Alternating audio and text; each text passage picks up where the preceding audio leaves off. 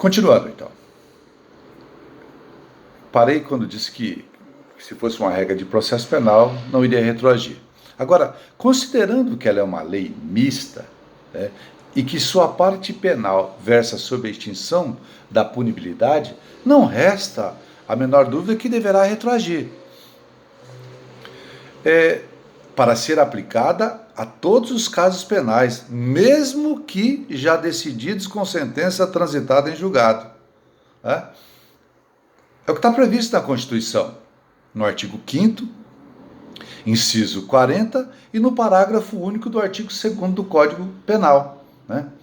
A Constituição prevê a retroatividade penal benéfica nos seguintes termos: a lei penal não retroagirá, diz o artigo 5º, precisamente o inciso 40.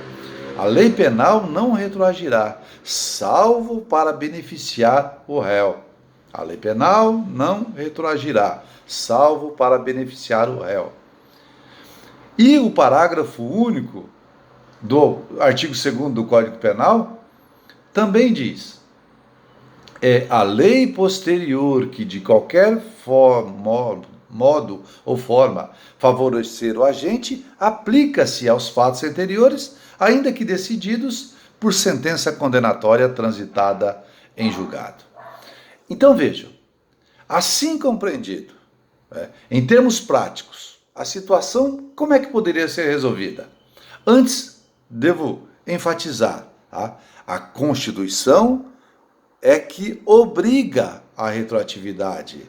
O conteúdo penal dessa norma mista obriga que ela seja retroativa.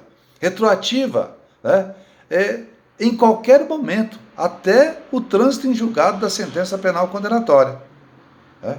Em qualquer fase, até mesmo após a decisão com trânsito em julgado, deve ser aplicado o acordo de não persecução penal. Bom, aí nós poderíamos pensar assim, mas vai virar, como é que isso se daria na prática? Né? Como é que seriam os termos práticos disso? Bom, tenho que poderia ser dessa forma. Vejam, os processos em andamento estão lá na fase de instrução, estão sentenciado e com recurso. Qualquer dessa situação seriam suspensos e remetidos ao MP para manifestação sobre a possibilidade ou não de oferecimento de acordo de não persecução penal. Tá? Em qualquer situação, em andamento, tem denúncia, está em andamento, já está sentenciado, está em grau de recurso. Suspende tudo e manda, remete ao MP para oferecimento da proposta. O processo já foi decidido, com trânsito em julgado. Né?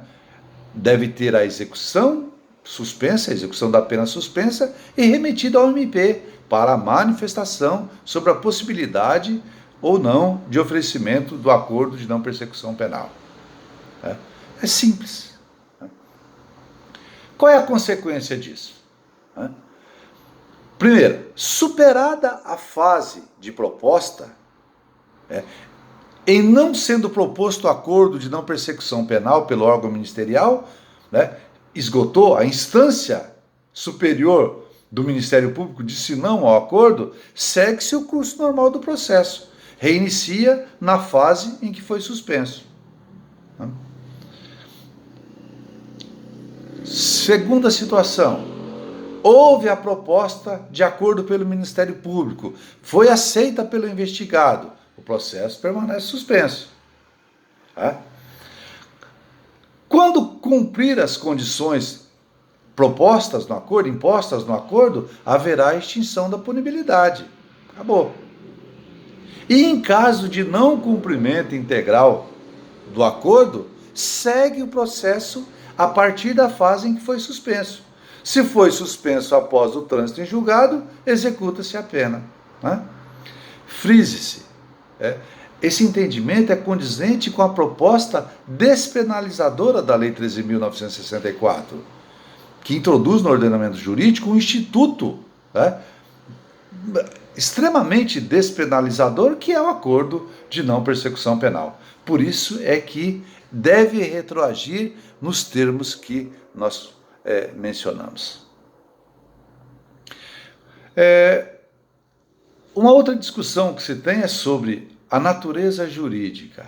Alguns vão dizer que é uma faculdade do Ministério Público, né? O acordo de não persecução penal é faculdade do Ministério Público, que vai avaliar, inclusive, em última análise, se o instrumento é necessário e suficiente para a reprovação e prevenção do crime, no caso concreto, né?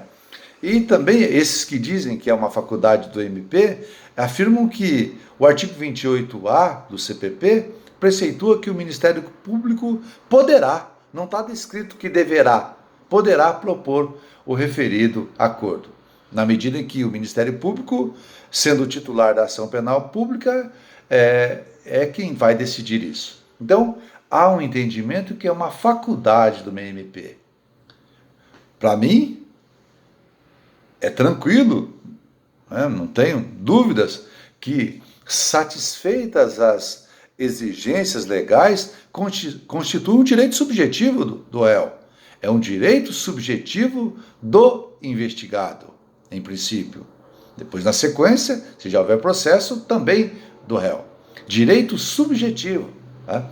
O fato de a lei prever que o Ministério Público poderá e não deverá, deve ser interpretado como, se presentes os requisitos legais, deve propor o acordo de não persecução penal. Não tem essa, uma discricionariedade regrada. Deve propor, presentes os requisitos, não há que discutir. Né? Uma outra questão, né? O artigo 28 fala que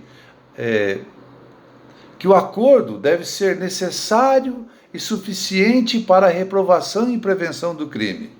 Né? Essa redação do artigo 28 não tem qualquer sentido. Né? Suficiente para a reprovação e prevenção do crime diz respeito única e exclusivamente à cominação e aplicação da pena.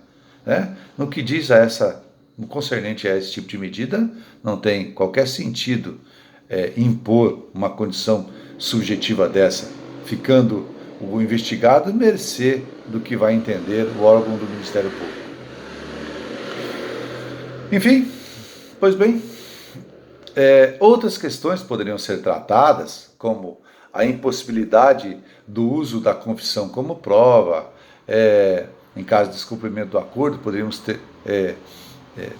e verticalizar mais esse estudo.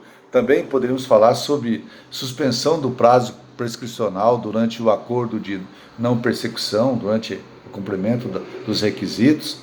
Também poderia se pensar até estudar a questão ser inconstitucional o artigo 28A por exigir uma confissão, né, o que poderia violar a garantia constitucional do direito ao silêncio. Né? Também poderíamos falar sobre a aplicação nos crimes de ação de iniciativa privada, mas por agora, é isto. Valeu. Muito obrigado.